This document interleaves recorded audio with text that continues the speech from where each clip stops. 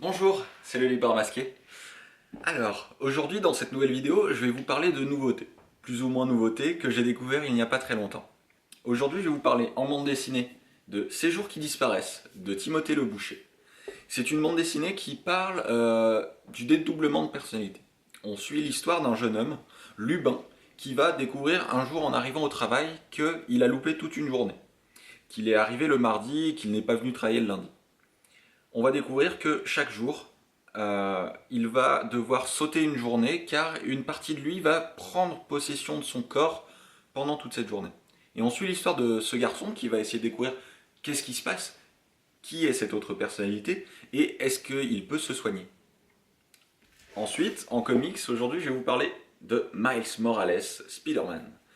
Miles Morales, qui est-ce? Miles Morales, dans l'univers Ultimates, une branche de l'univers Marvel, c'est un jeune garçon qui a à peu près 16-17 ans, qui est latino-afro-américain et qui incarne Spider-Man. Lui aussi a été mordu par une araignée radioactive comme Peter Parker, mais dans son univers à lui, Peter Parker est mort. Et lui va devoir prendre sa place.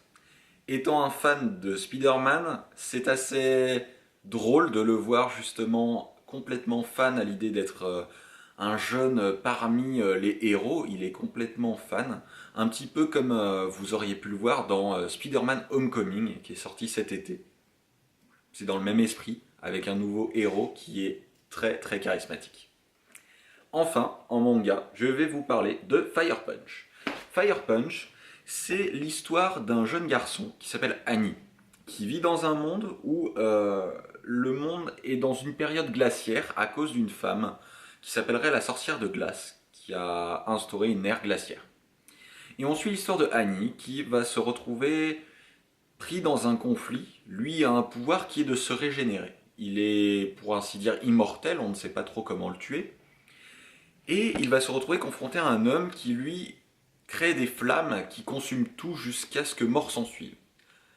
Là est le problème, étant Annie invulnérable, un peu immortel, comment va-t-il réussir à survivre à ces flammes? Est-ce qu'il va réussir à s'en sortir? C'est ce qu'on découvre dans cette histoire.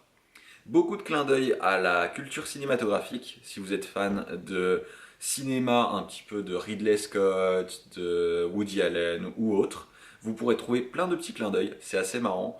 Moi j'ai vraiment beaucoup aimé. Et le dessin est excessivement bien. Le scénario est assez sombre, je le recommande pour un public averti. Voilà, petit conseil d'amis.